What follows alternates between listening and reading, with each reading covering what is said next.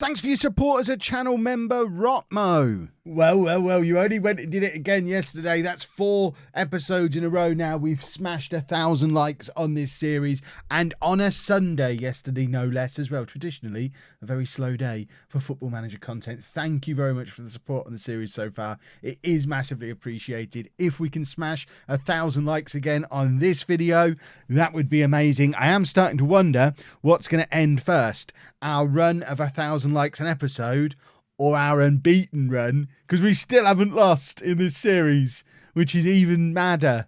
Hello and welcome to part 5 of my FM20 beta save in Manchester United. I'm Kevin. Coming up on today's episode, we have a top of the table clash away against Liverpool, and I'm going to show you the Wolves game in the Carabao Cup, purely because the Carabao Cup we're using the youngsters, and I think it is quite interesting with the dev centre being a new thing on FM20, and also being at Manchester United, who have this fantastic youth system.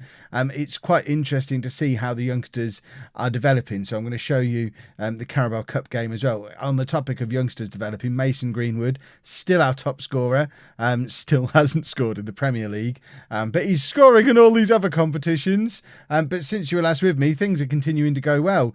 We obviously had the win over Manchester City in the last episode. We then drew at home to Arsenal, which Arsenal were top of the league at the point, so it might look like a bit of a slip up drawing at home, but drawing against top of the league Arsenal, I can handle that, and then beating Wolves, Palace, and defeating Braga again with a relatively rotated team. That's not? I was going to say that's not a rotated team. I clicked on the wrong one. With a relatively rotated team in the Europa League once again, and Andreas Pereira again showing that he is the king of set pieces, free kicks, penalties. He's just a machine when it comes to set piece goals. So I think we probably need to get him into the team a little bit more. Speaking of getting people into the team, someone said in the comments yesterday about playing Fred, and it occurred to me, I haven't played him at any point in any competition. I'd kind of forgotten he existed, and looking at the star ratings, he's behind Pogba, Goretzka, McTominay, and level with Pereira. He ain't getting in past Pereira. If we look at it as a defensive midfielder, I guess he is the best one of those we've got, but we're not using defensive midfielders. I think Fred is going to find his way onto the transfer list with Phil Jones, possibly with Jesse Lingard as well. Jesse Lingard, another one who's barely played at all. And there's probably a couple more, but I think they're the 3 who we look to move on as we try and generate some transfer budget to get the striker that we're after. We are in December now, so tomorrow's episode is going to be me showing you what I did in January. To give you a clue about what I want to do in January, I want a striker, and I think I want this striker. Addison Edward, is that how you say his name? 21-year-old French under-21 international. He's at Celtic. He's scoring goals for fun up in the SPL. And he's so much better than what we've got now, but he costs more than what we've got to spend. He's also wanted by Real Madrid and Chelsea as well, so it's going to be a bit of competition to get him. And there seems to be quite a lot of attacking talent in the SPL as well, because there was a lad at Rangers who I was looking at who has fallen down the pecking order a little bit upon further scouting. But this guy was, at the time, was having a good... Oh, there you go. I knew he was scoring lots of goals somewhere, scoring lots of goals in the Europa League.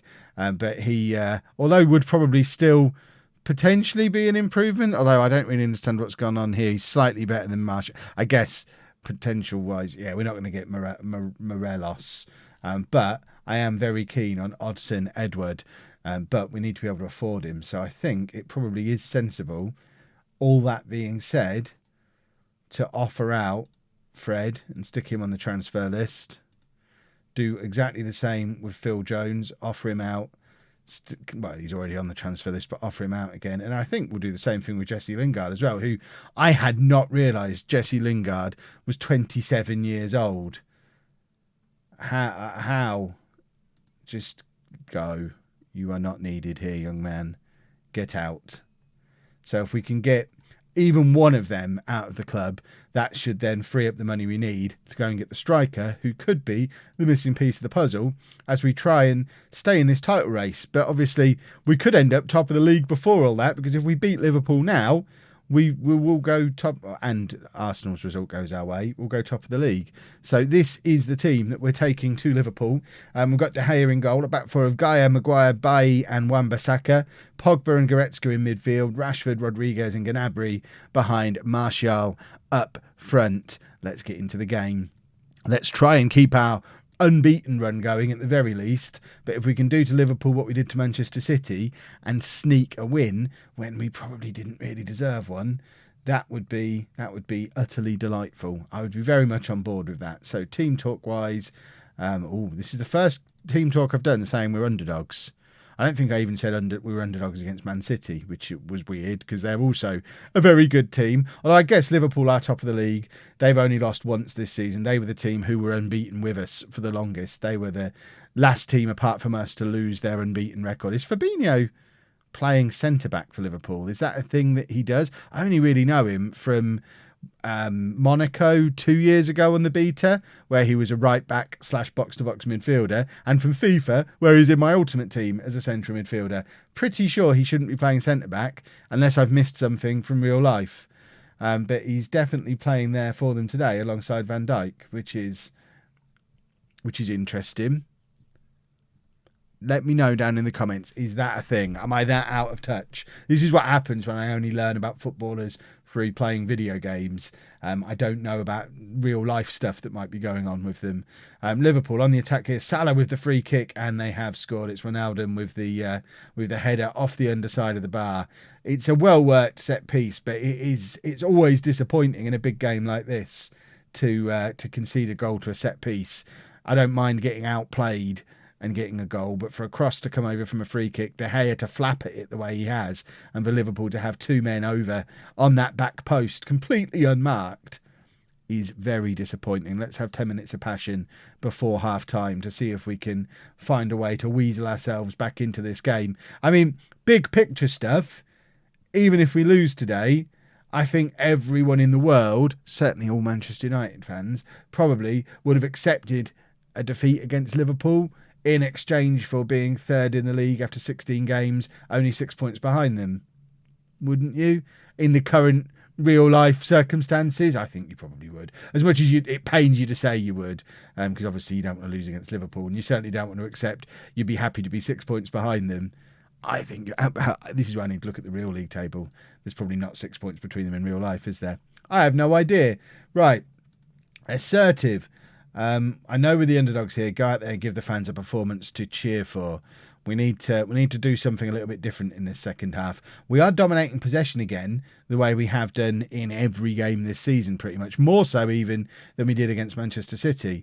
But I guess the big difference in this game is that Liverpool have hit us with a set piece, whereas City didn't. They haven't really created anything from open play. Wan-Bissaka now on the right-hand side. He had a perfect opportunity for an overlap there, but instead waited and then played it across field to Gaia. This is the thing that's forever going to frustrate me about this tiki-taka possession system. But Wan-Bissaka, like that. What on earth was that? Tell me that's a weird match engine thing and not actually something that you would do as part of a tiki-taka. That was nuts. We were in a decent attacking position and twice Wan-Bissaka played insane passes. He's there again. Is he going to do something dumb again? He's running the wrong way. He plays it back to Pogba and he's put us in trouble. Again, that's 3 times Wan-Bissaka has caused problems for us in that right-back position in the last couple of minutes. What is going on with him? He's anxious, is he? I'm not surprised you're anxious. You're kicking for the wrong team, you numbskull. Goodness me. Right. Kicking for the wrong team. I'm such a football fan. Wowzers. Wide from Salah. Liverpool are all over us at the moment. And the only real alternate tactic we've got in our playbook is a counter-attacking one, which seems like it's not the right thing to do when we need a goal. I wonder if this is the time to switch to the gegenpress we've been training, but haven't used at all yet. But just the frustration of the fact there's no urgency to our play. We're not getting forward. Let's leave Martial as a pressing forward. Just get him running around a lot. Just adjust the midfield up a little bit to how I want it to look. But I'm going to leave Martial doing that because he doesn't score goals anyway, so there's no point pushing him further forward. Let's get him running around, making a nuisance of himself. I thought we usually had him as a covering defender. Apparently not. We want him doing that. Balanced. We want to push forward and be more positive. Okay. Oh, and we should probably make some substitutions while we're at it. I remember. We've got other players we can use. Let's get... See, I'd like to get Pereira on just because of his set-piece stuff, but I can't play Pereira and Pogba together in the same midfield. That's just asking for trouble. So let's get McTominay in there. And then, I guess, Mason Greenwood, who hasn't scored for us in the league yet. And after everything I said, we are going to make him the advanced forward because it's his natural position. And then we are going to demand more. This is where... This might be a tactical shift for Manchester United here. If this gegenpress works... then we might start shifting towards this on a more regular basis. Gaia now plays the ball forward. That's nice. A forward pass. It's been a while since I've seen one of those. I mean, the tactical change hasn't even gone through yet, so we're still ticky-tackering at the moment. It must have been an accidental forward pass. Goretzka wins the ball back and he's charging forward, plays it to Rashford. Rashford's got Martial in space, but he's offside like a complete buffoon and just stopped the entire move by standing there offside and making it so we couldn't do another forward pass. What an idiot. I've demanded more as well. I'm getting frustrated here, even though we've actually faced up to Liverpool quite well. I think we're giving away a penalty here. It's Wan-Bissaka again. I'm going to fall out with that boy if he carries on like this. Goodness me. Liverpool about to go 2-0 up. And, yeah. Oh, De Gea saves the penalty. Turning point, boys and girls. Show some passion now. We can't because we only just demanded more. And I'm only allowed to, like all football managers, I'm only allowed to shout something once every 10 minutes. Just like in real life. De Gea clutches the corner in nicely as well. We need to push forward even more. What have we got on the bench? We need firepower. I am thinking let's get Pereira on just in case we get a free kick. Stick him in there. Because if we get a free kick on the edge of the area, there's nobody I want taking that more than Andreas Pereira. I'm demanding more again. We are attacking. There's nothing more I can do. We just need to create a chance from somewhere. Liverpool are a very good team. I mean, they've not had many shots on target, but they've given us more of a fight than anyone else has this season. I think they have taken our unbeaten record. This doesn't mean don't like the video today. I know what I said in the intro, but... we have to keep one going longer than the others. So we need 1,000 likes again today. Else they ended at the same time. And then we never got an answer to the question. Rashford's in behind here. And can't quite get past his man. And I think what we've learnt today... I think I'm being overly critical and overly harsh. We've had 2 clear-cut chances each. We've dominated the possession. We've had more shots on target than they have.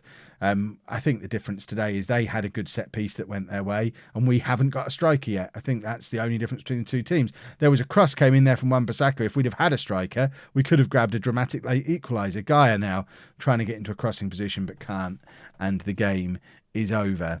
Liverpool created nothing from open play in that game. We're a striker away from being better than them. But that striker is not Mason Greenwood because he just doesn't do it in the Premier League. He'll score a hat-trick against Wolves now. I think we've got some offers in for some of the players we just offered out. This looks like signing a striker money. This is good. So, for Fred, who is valued at 23.5 million, who is it making the offer? A Chinese team, who I can't say. They can offer full price for him. Yes, they can. We'll accept that and get rid of Fred. And who's after Lingard? Crystal Palace, 30 million. They've only offered 18, and they want us to do a wage contribution. I'm not that desperate to sell him. They can give us the full 30 million. No, that's not enough money. Especially when we're going to be paying almost all of his wages for how many more years? 2 more years. No. That offer is not good enough. But if we can get Fred out, we get 90% of the transfer revenue. So we should now be able to make an offer for this guy, who hopefully I've got fully scouted. We've got him fully scouted. So he is not particularly quick, but he's a good finisher, scores goals, can play out wide and over side. We're not really fussed about that. We just want him to be the guy who stands there and finishes all these chances that we create. And scores an absolute ton of goals for us. 11 in 14 in the league for Celtic. Wanted by Chelsea and Real Madrid. So much better than Martial or Rashford. It seems like a no-brainer for a reasonable price as well. So I'm going to do my normal doing it on the Never Never. And we're going to offer that 39.5 million. This is normally how I would do a transfer. So look at what the scout recommends as the top range of the estimated cost. If you pay all up front, you could probably get him for around 21. But I'd rather spread the cost just in case there's another player that I decide I want. And you can usually get them for the top of the range by spreading the cost. So that comes in at 39.5 million. If I just take that down even further, make that like 13.5 up front, and then stick a number 5 million on the Never Never. So that brings us to 39.5. It should do anyway. Why is that button not working? Because I'm pressing the wrong button. 2 minus signs right near each other. Come on, Football Manager. Suggest terms there. They have been accepted. Excellent stuff. There's not really any other strikers of the necessary level of ability that we've got any chance of signing. You can see we've scouted Ronaldo and Silva and Dybala and Kane and Insigne, Icardi, but none of them have got prices, which means the club doesn't want to sell him. If we take Icardi as an example, they don't want to sell. He's valued at 56 million. We are not going to get Icardi out of Paris Saint-Germain, or out of Inter, I guess. He's at Paris Saint-Germain on loan. So I think Edward fits with our, if we have a look at our club vision, fits with our policy of bringing in young players, which was in there somewhere, I think. Maybe that was in one of the other saves I've got going. But still, he's a young player. He's going to score goals. He's a good striker. All will be good. And there's those offers from before. One other thing I wanted to show you before we play the Wolves game. If you've been playing FM20 so far, you'll have probably seen this yourself by this point. But we've got our sneak peek at the youth candidates. This came in the inbox, and now it lives in here. And I think this is so cool. So we know our 2020 youth candidates. Obviously, they've not arrived yet. They'll be here in March. But we know there's a lot of wingers coming through. At least one of the fullbacks has plenty of promise. There's 2 centre-backs that look promising. One of the wingers is a very handy prospect. One good left winger from Rochdale who's caught the eye. And it's a good group of players coming through. But there's no defensive midfielders, no wing-backs, wide midfielders, attacking midfielders, no strikers. So we're getting a bunch of wingers, fullbacks and centre-backs come through, but they're quite good. I think that's really, really cool, especially if you were at maybe a slightly smaller club than Manchester United, and you were trying to plan, like, say, a 3-year transfer policy, and you know that you're going to have your players for your youth team coming through and playing. I think this then tells me, right, I don't necessarily need to go out and buy a 17-year-old centre-back in January because there's 2 good ones coming through. I think that's quite cool. Let's go play Wolves. In fact, before that Wolves game, we have the draw for the knockout round of the Europa League. We've also discussed a contract with Edward. That's the contract we've offered him. So hopefully that deal is going to be going through, ideally before the end of this video, but certainly you should be meeting him in a Manchester United shirt in tomorrow's video. But let's see who we're going to get in the next round of the Europa League. Remember, this is a competition that on our club vision, PSV, this is a competition that the board are expecting us to get to the final of. If we're going to get to the final, I'd quite like to win it. But away against PSV, which should be winnable, you would think. We haven't got the Dutch leagues loaded, I don't think, so we can't see how they're getting on in the league. But we can, I guess, have a look at how they got on in their group by going to the schedule, having a look at Group I. They were runners up to Wolfsburg in their group, and did lose a couple of times, presumably both to Wolfsburg. Yeah, they were the 2 defeats. So we have got the German league loaded, so we can see how good Wolfsburg are. They're a mid-table German team, and PSV aren't as good as them, both in terms of a league finish and over 2 legs. PSV should be a comfortable win for us, and a way to cruise through into the next round of the Europa League, which would be very pleasant. We've just had the Fred deal confirmed, so he's going to go and play for Guangzhou. Goes there for £20.5 million in January, which does free up the money that we need to. So we could buy Edward outright if we wanted to, but I want to do it on the Never Never. I want to say, you never know, there might be someone else that I decide I want to pick up. We've got Wolves in the Carabao Cup now, which, as a reminder, Carabao Cup not important as per the club vision. So we are playing the youngsters, and it is a very rotated team with lots of young players in, some of which you might not have even seen yet in this save. So we're going with Romero in goal, a back four of Shaw, Lindelof, Tuanzebe and Dalot, McTominay and Pereira in midfield, James, Gomez and Chong behind Greenwood up front. This is a front four. Looks really good when it works, certainly against the lesser teams in some of the Europa League games that we've played. That's a front four with Pereira behind supporting, and sort of McTominay sat there protecting the back four. That five is a delight going forward, but this is the biggest test they've had today against Wolves. But yeah, just relax, go out there, play a natural game. That's exactly what I want them to do. I don't care about winning the game as much as I care about getting some good game time into these attacking players. Tuanzebe, Dalot, Pereira, all these youngsters playing in a big game. It's the quarter-final of the Carabao Cup against Premier League opposition, who are playing a full-strength team looking at their lineup. So they are trying to win it. They obviously want to win the Carabao Cup. So it's going to be a massively important development step for these youngsters who have they've just stood off Wolves there repeatedly. And it wasn't just one player doing it. I guess it comes down to a tactical thing again. He's standing off him there. He stands off him there. We're not actually trying to challenge for the ball. He then stands off him here. And then no one goes in to challenge him there. I'm so used to pressing football. After FM19, we did it with home. We did it all throughout non-league to legend. We always used a high press. Even if we weren't using the full-on Gegenpress system, we were always closing down. We were always pressing. And this whole standing off and waiting for them to make a mistake thing is a bit weird. And my understanding was there was pressing in tiki-taka. In fact, if we have a look, there should be pressing in this. Yeah, counter press. We're not doing it. Certainly not doing it today, which is weird. But it's a corner for Wolves. Like I say, let's not get too downhearted. Even if we concede again, Shaw clears off the line, and here's Greenwood. This would be a big moment. If Mason Greenwood can get a goal today, it would be a goal against Premier League opposition, which will hopefully start to ease him into being a Premier League goalscorer. I know we're about to sign another striker over the top of his head, but the long-term plan on that is that I don't think Martial is going to be here forever, or if he is, he's just going to be competing with Rashford for the left-wing spot. But I think Daniel James will probably have something to say about that and will force one of them out of the reckoning at some point. And I'd like to think 2-3 years down the line, Edward, Greenwood, they're our two options as strikers, and they both develop into being really, really good strikers. Chong now was disappointing in the pre-season friendly, where I think it was the last time you saw him.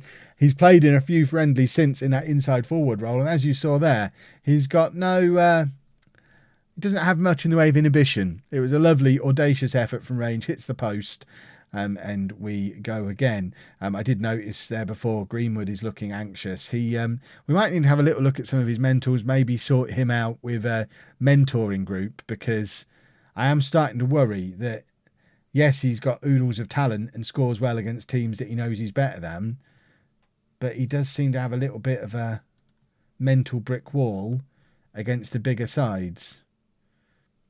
There doesn't seem to be any real criticism of his mental attributes there. Mentally, I mean, there's nothing disastrous. 17 determination. You would think he'd stop faffing about and just try a bit harder.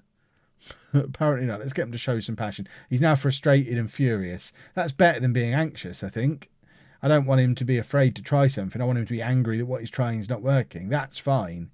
But I do think Greenwood might not be making it through to the end of the game.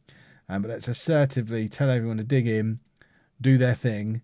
Who have we got on the bench, striker-wise? A lot of youngsters whose names I'm only just... Fosu Mensah has played a couple of times for me. The rest of them are names I'm not that familiar with. So they've not played very much. Dalot with the cross. Can't quite beat the Wolves player. But it aimed towards Greenwood again, and James picks it up. Finds Andreas from the edge of the area, who shoots just over. Right, come on. We can't lose 2 games in one episode after being unbeaten for so long. I know I said it didn't matter, but it's starting to feel like it matters a little bit more. Let's have a look at what we can do about changing the striker up. Let's look at both of these. So he is a 16-year-old striker with lots of potential, and the other one is a 16-year-old winger. So that's an easy decision. We bring on the one who is a striker. What sort of striker are you? Hugenworth, you're a false 9. That's exactly the kind of striker that I want in this system. We don't really have, he says, having just spent £40 million on someone who doesn't play that way. That's because we're not using this system long term. We are going to be switching to the Gegenpress gradually long term once we get the right players for it. And I think Edward will fit nicely into that. But in this particular system, a false 9 is it's something I'm toying with using with Martial. Because a couple of people have suggested it down in the comments. We're going to lose this game, aren't we? Let's make a final change. Luke Shaw looks shattered. We have got Ethan Laird, who can come on. Is he a left back or a right back, naturally? He is a right back who can play left back. Well, in that case, I'm going to bring him on at right back because Dallo is also tired. So let's bring him on. Give the lad a chance, play him in his natural position. Ask for 10 minutes of passion to finish things off. It's Andreas with the corner, and it's just wide from Tuanzebe, and that could have been a dramatic late equaliser. I don't know what happens if this is a draw. Does it? Presumably it goes straight to penalties. Is that what happens in the Carabao Cup? Or as we get deeper into it, do you have to start doing extra time and stuff? Not that it's going to matter to us today because we've lost 2 games in an episode. I hope this isn't going to affect morale. Unlucky boys, I think, is fair, and it's not that we played poorly. If we just go back into that for the match stats again, get them up. We absolutely dominated Wolves, just like we've dominated teams before, and we've hit the same issue that we keep hitting. We're dominating possession, creating lots of chances. There's no one there to convert them. So this is where hopefully bringing in our new striker is going to start to positively impact that stuff, and we'll start scoring a few more goals. That is not nice to see though on here. I think the plan from this point is to go all the way through to the end of the transfer window, so you can see all of the business that we've done in tomorrow's video. I might show you Bournemouth and Villa, or Villa and Spurs, or maybe even Spurs and PSV. We'll figure it out as, I mean, these fixtures will change slightly with the FA Cup presumably as well, but it'll be somewhere around here we're back with tomorrow, hopefully for another 1,000 likes as we keep that run going, because our other run has come to an end, which is very sad. If you've enjoyed that, please make sure you leave a nice big thumbs up on there for me. Subscribe to the channel for daily FM20 videos, and thank you very much for watching.